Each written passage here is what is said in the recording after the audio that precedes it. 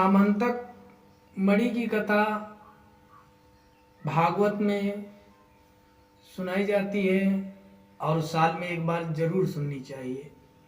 लेकिन सामंतक मणि भगवान श्री कृष्ण ने ढूंढा और उसके बाद जो शस्त्रजीत की बिटिया थी सत्यभामा मैया, उनसे विवाह भी किया और उसके बाद मणि उन्हीं के पास रही और जो मणि से स्वर्ण प्राप्त होता था उस स्वर्ण को भगवान श्री कृष्ण ने उपयोग किया, मतलब अपने कार्य में लिया।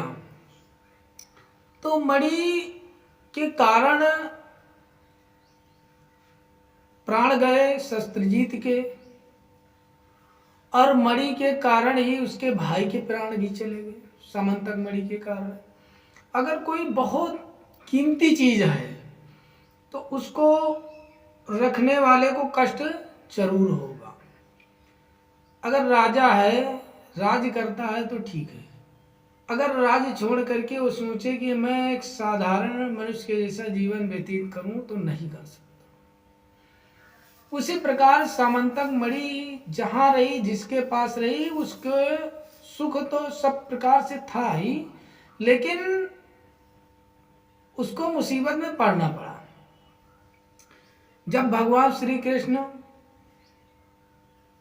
पांडवों से मिलने के लिए चले गए और उसके बाद में जो सतधन्वा थे उन्होंने भगवान के ससुर को सत्यजीत को मार डाला और अक्रूर जी और कृतवर्मा ने उनको उकसा दिया था। उसके बाद जब शस्त्रजीत को मार डाला और मणि को छीन लिया, अक्रूर जी ने देखा कि उनका वध हो गया और सत्यभामा ने जाकर के भगवान से बताया और भगवान श्री के बाद उन्होंने अपने ससुर के कातिल को ढूंढा और जब उनको पता चला कि भगवान मेरा वध करना चाहते हैं तो काफी दूर तक घोड़े के साथ भागा। लेकिन जब घोड़ा थक गया और गिर गया, पैदल दौड़ा, भगवान भी पैदल दौड़े और उसके बाद उसका सुदर्शन चक्र से शीश उतार लिया। उसके वस्त्रों में देखा मणि नहीं मिली तो उसने कहा कि मैंने इसको बेकार ही मार डाला। तब बलराम जी ने कहा किसी न किसी के पास मणि छिपा दी होगी। उसके बाद भगवान श्री कृष्ण ने मणि की खोज शुरू की तो अक्रूर जी के पास उसने मणि रख दी थी। अक्रूर जी से सहायता मांगी कि प्रभु से मेरी रक्षा करो।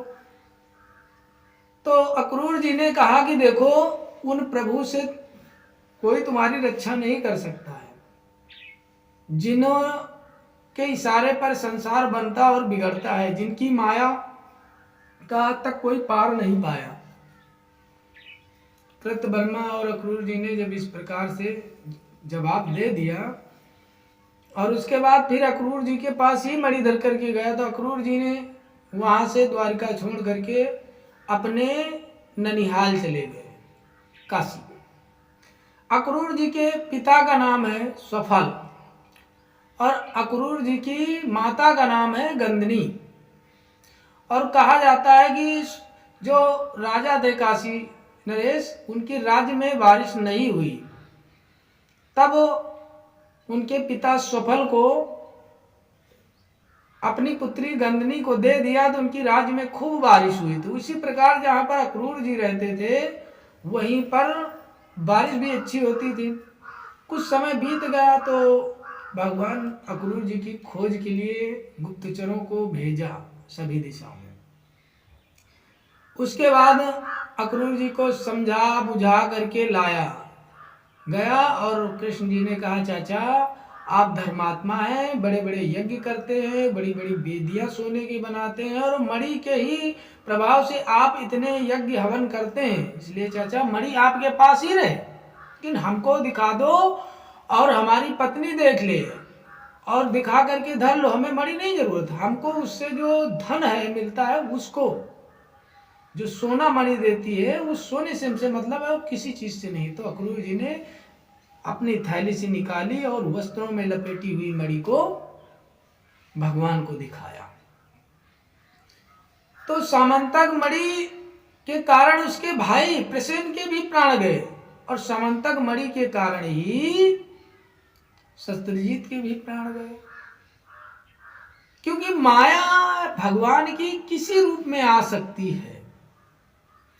और समंतक मणि के कारण ही शेर को जामवंत ने मारा और समंतक मणि के कारण ही जामवंत और भगवान से युद्ध हुआ। तो इसलिए अगर कोई बहुत कीमती चीज है तो आपके लिए कष्टदायी है। जैसे कहा राजा है, अगर राज करता है और राज त्याग दे तो भी वो मारा जाएगा, और राज करेगा और मजबूत नहीं तब भी मारा जाएगा। तो इसलिए समंतक मणि की कथा सुनी, लेकिन बाद में समंतक मणि कहाँ रही, किसके पास रही, यह चीज कोई कोई बताता है। और इसलिए समंतक मणि आखिरी टाइम ही अक्रूर जी के पास रही।